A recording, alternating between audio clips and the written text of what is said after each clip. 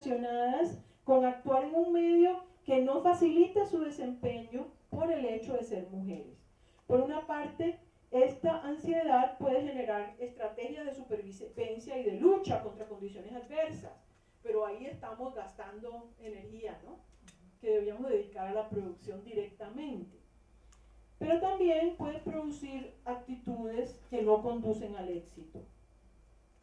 Una de las consecuencias de esta ansiedad de lo público es el déficit de seguridad en sí mismas que en promedio muestran las mujeres.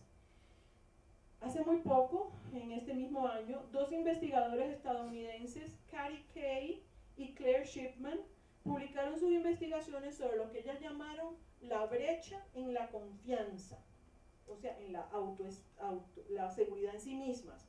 Su estudio encontró una tendencia de mujeres que ostentan un alto desempeño en el mundo laboral, desde las atletas hasta las ejecutivas, a, abro comillas, subestimar tanto sus habilidades como su actuación, mientras que los varones tienden a sobreestimarlas, a pesar de que el desempeño de ambos no difiere en calidad. O sea, usted le pregunta a un atleta, autocalifíquese, ¿cómo fue su salto con Garocha? O ¿cómo fue X cosa que usted hizo? Y siempre van a darse a sí mismas una puntuación inferior a la que le van a dar los jueces. Los varones, cuando se les hace el mismo ejercicio, siempre se autoasignan una puntuación superior a la que le van a dar los jueces. Y la diferencia entre esa puntuación para la mujer y para los hombres no es prácticamente lo mismo. Lo mismo con pruebas que se hacen exámenes, se le dice resuelva problemas matemáticos a los estudiantes en una maestría en matemáticas, por ejemplo. Hay una gran cantidad de mujeres que simplemente no se esfuerzan por responder los problemas, sino que entregan solo aquellos de los cuales están totalmente seguras. Los hombres, en cambio, se ponen a tratar de resolver aun cuando no sepan qué es lo que están haciendo. Y a veces se encuentran por casualidad con la respuesta correcta. Entonces, ¿qué pasa? Que si usted le dice a esas mujeres, bueno, tienen que responder los problemas, tienen que resolver los problemas, no pueden dejar un problema sin resolver, su puntuación ahí alcanza a un nivel totalmente igual con la de los varones. Pero las mujeres, ¿qué están haciendo? Se están autocalificando mal, se están diciendo, yo no puedo resolver este problema, por lo tanto ni me meto a tratar. ¿Sí? Todo eso es parte de ese déficit de autoconfianza, ¿no?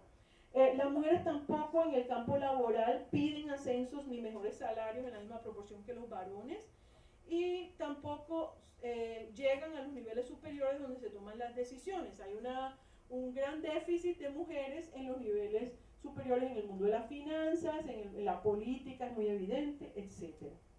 A este fenómeno se le ha denominado el techo de vidrio, esa barrera invisible que impide el ascenso de las mujeres en el trabajo y el aprovechamiento pleno de sus capacidades. Estas dos autoras, Kay y Shipman, citan una serie de estudios en Estados Unidos y en varios países europeos que demuestran que las mujeres tienen niveles de confianza en sí mismas muy inferiores que las de los hombres.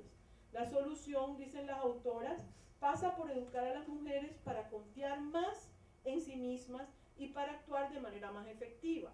Al mismo tiempo, ellas reconocen que los altos niveles de confianza no rinden los mismos frutos para mujeres que para varones, que es una de las razones por las cuales las mujeres tienen bajos niveles de autoconfianza, porque las mujeres que demuestran altos niveles de confianza en sí mismas son detestadas universalmente.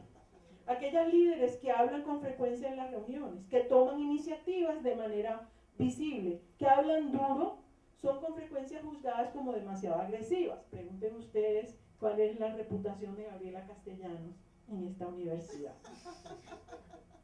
Abro comillas, mientras más éxito alcanza una mujer, peor parece ser el veneno que recibe. No solo se cuestiona su competencia, sino su propio carácter. Cierro comillas. Por lo tanto, es necesario no solo educar a las mujeres para aumentar su autoconfianza, su seguridad en sí mismas, sino también a las personas de sus entornos para aceptarlas. Por otra parte, la ansiedad de lo público en las mujeres no solo se manifiesta en niveles bajos de autoconfianza, aparece también en fenómenos como la rivalidad entre mujeres o la decisión de ser la única mujer entre los hombres. Ya Simone de Beauvoir nos narró en El segundo sexo, 1949, el caso de una intelectual. Resulta que iban a hacer un volumen recogiendo trabajos de hombres y mujeres. Iban a poner a los hombres, los grandes leones, los grandes escritores, y por allá un capítulo chiquitico de las mujeres. Entonces, una mujer que era la esposa de uno de los leones, de los grandes literatos, usó la influencia de su marido para que el retrato de ella quedara en la galería de fotos en el libro entre las fotos de los varones. Ella fue la única mujer. Y Simone de Beauvoir ya pues criticaba esto como una estrategia completamente pues moralmente dudosa y criticable. De modo similar, en las universidades hay colegas que se llaman a sí mismas profesor. Yo soy profesor. Como si el uso del masculino las acercara a disfrutar de los privilegios que están reservados a los hombres. Podemos citar casos similares de autoras que, en vez de reclamar un trato justo como mujeres, aspiran a ser la única mujer en la mesa.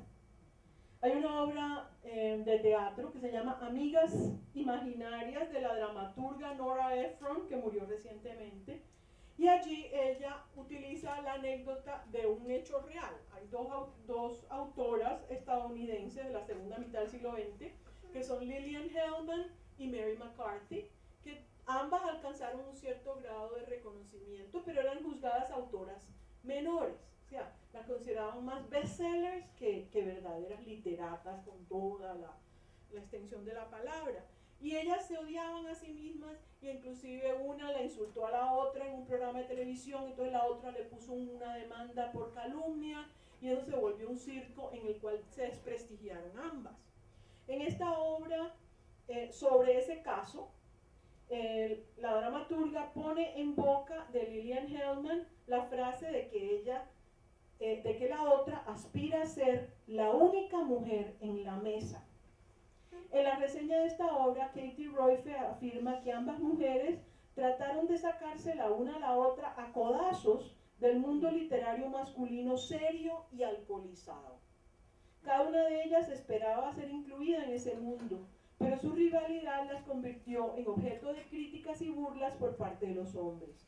Su ansiedad ante un mundo donde ellas eran ciudadanas de segunda categoría las llevó a competir entre sí, protagonizando una querella por la cual los hombres intelectuales las respetarían aún menos. En mil instancias en nuestro propio medio, en campos tanto culturales como políticos, podemos encontrar casos de rivalidades entre mujeres que exhiben las mismas características. Como vemos, el concepto de ansiedad ante lo público puede servirnos también para analizar comportamientos de mujeres que con frecuencia se vuelven en contra de ellas. Considero que este concepto nos da luces sobre la otra cara de lo que Bourdieu llamó la violencia simbólica, mediante la cual la mujer no solo acepta su dominación, sino que la considera inevitable, natural y justa, e inclusive llega a defenderla. A partir de actitudes que son propias de esa ansiedad, tal como la he descrito, las mujeres no defienden su dominación, como en la violencia simbólica, pero o bien aceptan sin darse cuenta el juicio sobre su supuesta inferioridad que les propone la cultura en que se mueven, y así quedan con un déficit de confianza en sí mismas, o ante condiciones de subordinación reaccionan desviando su agresividad hacia otras mujeres. Bueno, ya ahora llegamos a la conclusión. Hemos visto cómo un concepto planteado por una historiadora, Joan Scott, y el trabajo de una filósofa, Judith Butler, han llegado a tener repercusiones importantes en muchas disciplinas, a convertirse en herramientas interdisciplinarias. También vimos cómo un concepto desarrollado por dos teóricas de la literatura, Gilbert y Goubart, o sea, la ansiedad de la autoría, puede ser llevado a otros campos, como acabo de hacer yo, acuñando este término de ansiedad de lo público, para el análisis cultural y sociológico. Solo me falta señalar que los estudios de género son particularmente afines a la interdisciplinariedad, debido a que la subordinación social y cultural de la mujer, con la concomitante supervaloración del varón, se sostiene por medio de un entramado de condiciones, representaciones, conceptos, disposiciones sociales que penetran en todos los ámbitos y niveles de la sociedad y que pueden y deben ser estudiados desde múltiples disciplinas, y cómo se interactúan, intercondicionan, pues entonces por eso es importante para estudiarlos la interdisciplinariedad. Voy a terminar con una parábola, un relato relacionado con un hecho policial reciente, o sea, una crónica roja. Hace un año, el 6 de mayo de 2013, la policía rescató a 3 mujeres que habían permanecido secuestradas por un individuo de nombre Ariel Castro en su casa en la ciudad de Cleveland, en Estados Unidos. Ustedes quizás recuerden. Ellas habían permanecido secuestradas durante 10 años. Las 3 permanecían encadenadas día tras día durante años, encerradas en un cuarto o en el sótano, y eran violadas y golpeadas continuamente. Una de ellas tuvo 5 abortos a causa de los golpes. Otra de ellas tuvo una niña, ¿no? Esa él no la hizo abortar, sino que la crió. El maltrato psicológico también era apabullante. Las 3 mujeres han quedado con serios problemas de salud y su peso al ser rescatadas era muy inferior al normal. Por ejemplo, una de ellas pesaba 84 libras. Una de ellas, Michelle Knight, ha escrito un libro, Finding Me, Encontrándome a mí misma, del cual se publicó un extracto en la revista People. En él narra los abusos y las golpizas, pero también cómo, con el paso de los años, la vigilancia y los encierros fueron relajándose, hasta que finalmente, ese día de mayo del año pasado, su secuestrador olvidó cerrar la puerta de la calle, dejando solo la puerta exterior con llave. A través de ella, una de las mujeres logró llamar a un vecino, quien llamó a la policía. Ariel Castro fue condenado a cadena perpetua y se suicidó en la cárcel. Cuando un par de años antes del rescate, el hombre empezó a dejarla sin las cadenas, Michelle Knight narra que volvió, abro comillas, a pensar en las formas en que podíamos tratar de liberarnos. Pero él mantenía un revólver en la cintura. Para ser honesta, no lo necesitaba. Después de años de estar en prisión, los candados se sueltan de tus muñecas y tus tobillos y se suben a tu cerebro. Una siente que el secuestrador todo lo ve. Esas golpizas, esos abusos constantes, ese encierro, esos insultos, las habían amedrentado de tal forma que escapar parecía imposible. Este hecho es testimonio del poder de los maltratos físicos y verbales para afectar la conciencia, para destruir la capacidad de agencia, o sea, no pueden ni siquiera pensar en escapar, para destruir la autoestima, la esperanza de alcanzar la libertad. En distintos grados, evidentemente, por lo general muy inferiores a este horror vivido por estas 3 mujeres, todas las mujeres en Colombia y en la mayor parte del mundo estamos inmersas en sociedades y culturas que nos someten a tratos debilitantes, en sistemas de relaciones que por ser mujeres nos drenan en alguna medida de fuerzas para creer en nuestro propio futuro, para agenciar nuestro propio éxito. Este trabajo que acabo de presentarles adquiere para mí sentido en la medida en que pueda, como esfuerzo de producción de conocimiento, contribuir en últimas a brindar herramientas conceptuales para desmantelar ese horror que llamamos el sistema de género. Muchas gracias.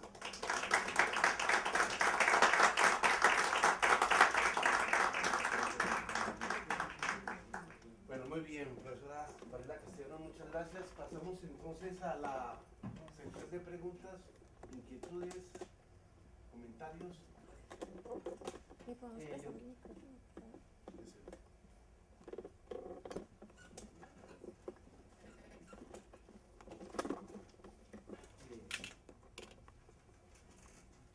días.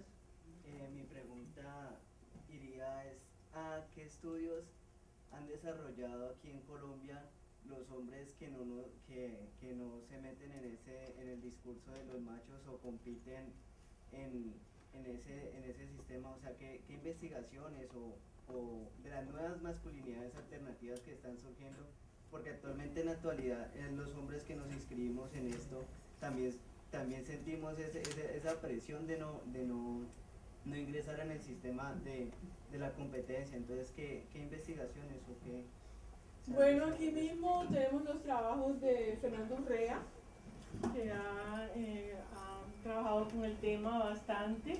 Hay hombres en otros países, bueno, en Bogotá, en la Universidad de los Andes, está Javier Pineda, ¿sí?, que trabaja en un centro de investigación de la Universidad de los Andes sobre asuntos económicos, pero también uno de sus temas son las nuevas masculinidades. Y en Europa pues hay muchos hombres, aquí por ejemplo ha venido Peter Wade, ¿cómo se llama, Teodora, el otro, el compañero de que vino, ¿cómo es que se llama? David algo, se me olvida en este momento, bueno, ya me acordaré cuando sea tarde, pero usted puede consultar, por ejemplo en internet, usted pone Javier Pineda, Universidad de los Andes, y ahí le va a salir. Usted se va aquí al CITSE y busca todos los trabajos de masculinidades y ahí le van a dar una gran cantidad de bibliografía sobre el tema.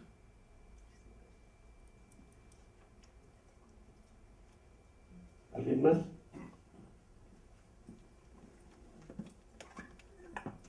Buenos días, yo voy a empezar agradeciéndole a Gabriela por su presentación. Me parece un análisis y una reflexión muy interesante y que está tomando en cuenta varios contextos, ¿no? Desde el punto de vista histórico, cómo se va generando y construyendo esta categoría de género y cómo a partir del sexo se va definiendo y se van construyendo socialmente dichas categorías, pero también cómo desde la filosofía, desde la historia y actualmente desde la literatura, cómo se van encadenando, ¿no?, esas miradas y esas construcciones alrededor del sexo y del género. Bueno, ahora, yo me pregunto también, porque estamos en una situación y ya misma se pone, bueno, estas mujeres que nos empoderamos y que tendemos a levantar la voz y a decir, estamos en otra postura de pensamiento, estamos en otra idea de construcción, ¿cómo entendemos esta nueva realidad?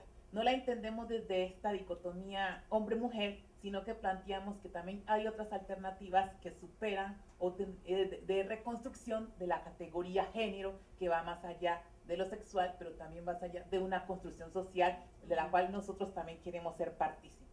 Pero una cuestión que tú también vas apuntando al final es cómo romper con estas cadenas que ya no son físicas, sino que son mentales.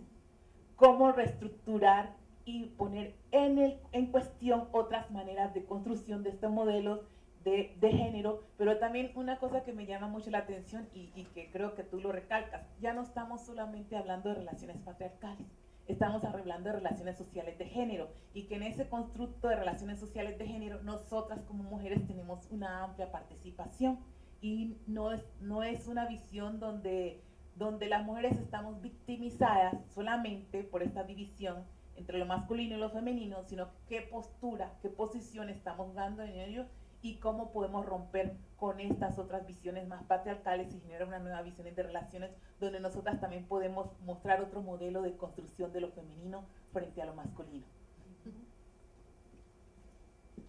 Bueno, ahí no había ninguna pregunta. Bueno, la reflexión era más que todo cómo romper, la pregunta era cómo romper con estas posturas, ¿no? Donde tú misma lo planteas, la ansiedad de lo público.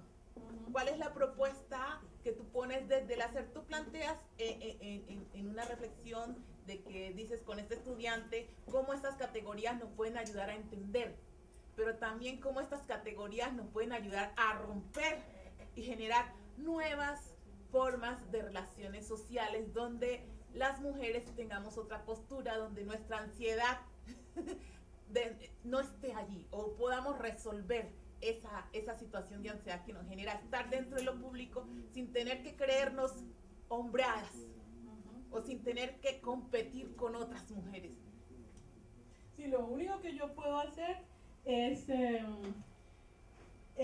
estudiar, porque mi posición política atraviesa lo académico. Lo que yo puedo hacer es mostrar una forma distinta de reflexionar, de pensar los problemas y esperar que otros retomen un trabajo político. Y claro, yo también hago algunas veces mis pinitos políticos por ahí de feminismo activo, ¿no? Pero pues la idea es que haya realmente, desde la educación, desde el trabajo en derecho, en tantos campos, hay que hacer una cantidad de cambios, pero primero tenemos que cambiar pues la mentalidad de las personas, ¿no? Para salirnos de todos estos problemas que, bueno, allí veo 2 manos.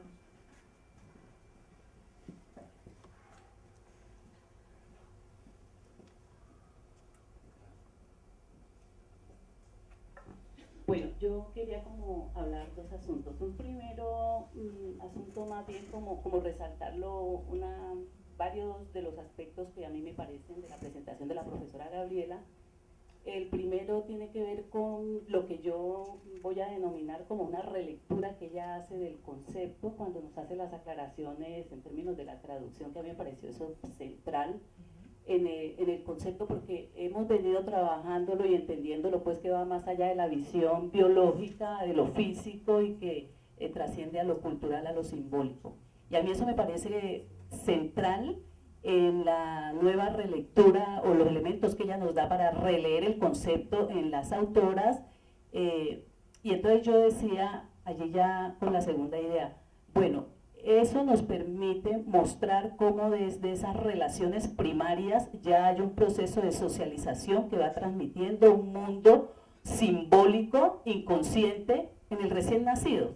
Yo soy trabajadora social y en la formación posgradual, en la de pregrado por supuesto también, pero lo acentuamos mucho más en la formación posgradual, cómo llevar todas estas reflexiones, experiencias, avances en el conocimiento a la intervención, que es lo que nos pone del plano del cambio, digamos, en lo social. Y resulta que no es tan fácil cuando ya vamos a hacer intervenciones orientadas a generar, porque la reflexión se da, pero de allí hay un abismo hacia la práctica. Y la práctica nos pone frente a el generar unas relaciones sociales, digamos, con mayor equidad, con mayor inclusión. Y allí no hemos podido avanzar mucho, siento yo, cuando doy los módulos. Entonces yo le pediría a la profesora cómo ha sido su experiencia en ese campo, porque yo sé que ella también trae paralelo un trabajo político, concomitante con el trabajo académico. Claro. Bueno. Pero yo antes de contestar quiero hablar con Ricardo. Ricardo está allá afuera. Ricardo. Bueno, mientras entra Ricardo, yo les digo. Bueno, yo creo que hay muchas cosas que tenemos y debemos hacer, ¿no? ¿Escuchamos a Ricardo o ¿Ah? vienes tú? No, que venga aquí un momentico y yo hablo con él ahora. Me espera un minuto ahora que yo termine de contestarle a la profesora Amparo Nicolás. Bueno, a ver. Yo creo que lo más importante es hacerse en los procesos de intervención la pregunta: ¿qué es lo que yo estoy haciendo para transformar el sistema de género o para apuntalarlo? ¿Hasta qué punto estoy apuntalando, reforzando el sistema de género y hasta qué punto lo estoy realmente ayudando a transformar? Yo creo que esa es la pregunta reina, ¿cierto? O sea, es la pregunta que se tiene que hacer toda trabajadora social o trabajador social para realmente hacer un trabajo que no sea realmente como reforzar los horrores del sistema, ¿no?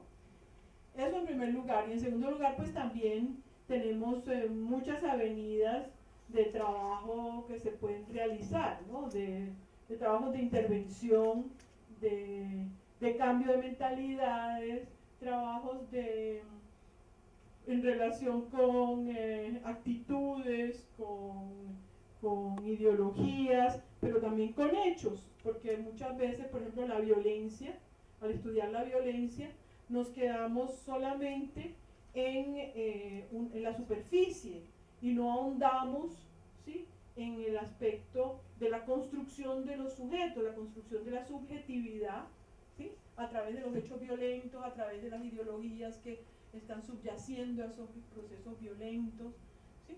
Entonces hay que ir más allá a ver, por ejemplo, cómo también existe un déficit de autoestima en los varones, muchas veces, que hace que no sean capaces de dirimir problemas sino mediante la violencia. O sea, se sienten impotentes y es su sensación de impotencia porque esta mujer no me obedece, porque a mí me han dicho que las mujeres me tienen que obedecer porque yo soy varón, pero resulta que esta no me obedece, ¿sí? Y entonces la única forma yo de resolver esa situación mía de impotencia es darle una bofetada o darle una paleada o lo que sea, ¿no? Entonces se trata de profundizar, no quedarse en las intervenciones, pienso yo, ¿no? En niveles más superficiales, sino profundizar en la subjetividad de la gente, o sea, cuáles son sus posiciones como sujetos y sujetas que están produciendo cierto comportamiento.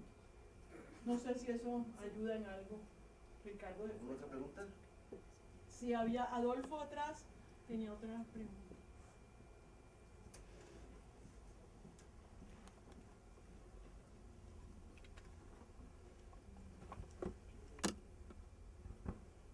Sí, profesora, es para preguntarle algo muy parecido a la última intervención, es a nivel de la educación en Colombia y sobre todo de la educación primaria, secundaria, ¿cómo se podría incidir o qué se está haciendo o por qué no se ha comenzado a hacer algo para que se transforme o por lo menos para atacar este sistema que usted dice que es un horror y que tenemos que desintegrarlo o por lo menos trabajar en contra de él, ¿no? Entonces, pienso yo que ahí sería el lugar para trabajar la prevención y para tratar de cambiar el sistema. No sé si usted sepa si se está haciendo algo desde allí para comenzar a incidir en la transformación. Bueno, se están haciendo muchas cosas. Nosotros aquí en el Centro de Estudios de Género, por ejemplo, hemos hecho varios diplomados con maestros y maestras. Esto, por ejemplo, lo financia la AECID, la Agencia Española de no sé qué para el Desarrollo. Esto es con financiación de las alcaldías y esto muchas veces viene de ONGs de afuera o de gobiernos extranjeros, ¿sí? O de las Naciones Unidas o del PNUD.